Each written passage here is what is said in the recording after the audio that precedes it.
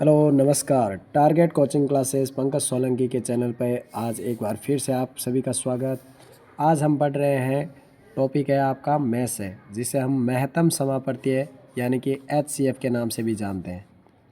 इसे मैथ्स का मतलब होता है महत्तम समापवर्तक या पर्वतीय।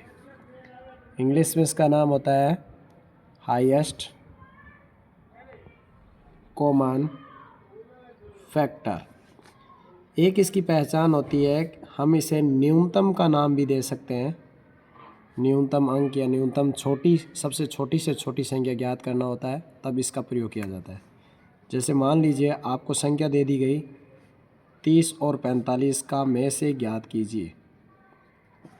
में से की एक पहचान होती है, इसे साथ में कभी भी मत निकालिए, क्योंकि में से साथ में नहीं ज्ञात करते 30 और 45। तो सबसे पहले इनमें अभाज्य संख्याओं का जिक्र किया जाता है कि अभाज्य संख्या कौन कौन सी यूज़ करते हैं। तो सबसे पहले हम 2 का भाग देंगे। तो 30 में जब 2 का भाग दिया तो हमें पता है भागफल में क्या प्राप्त हुआ, 15। अब 15 के अंदर 2 का भाग तो हम दे सकते हैं, लेकिन ये पूर्ण रूप से विभाजित नहीं करता है, तो इसलिए अभाज्य संख्या हम किसका प्रयोग करेंगे, 3 का।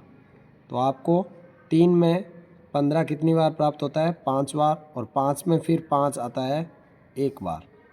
इसी प्रकार से 45 में हम 2 से विभाजित नहीं कर सकते पूर्ण रूप से, क्योंकि ये विभाजित नहीं होता है। विभाज्य के जब हम नियम पढ़ते हैं तो इसमें इकाई का अंक क्या है, 5। तो इसे हम 2 का ना देकर 2 से आगे की अभाज्य संख्या किसका प्रयोग करते हैं, 3 का।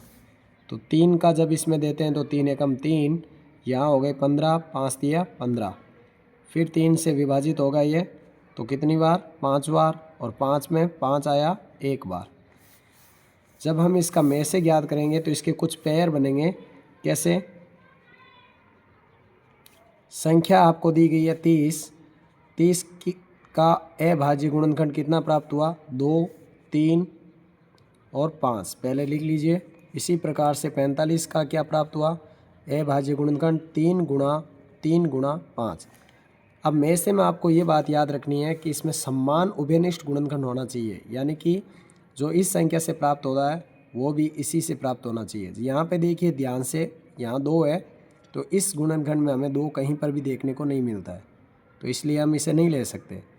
यहाँ 3 1 बार आया हुआ है, यहाँ 45 के अभाज्य गुणनखंड में 3 2 बार प्राप्त है। तो ध्यान से देखने पर हम पाते हैं कि 3 का 1 क्या बनता है, सार्वविक गुणनखंड, जिसे हम समान गुणनखंड के नाम से जानते हैं। तो यहाँ पे आपका पेयर बन गया 3 का, और एक पेयर यानी कि जोड़ा बन गया इसमें 5 का, जिसे युग्म भी बोल सकते हैं।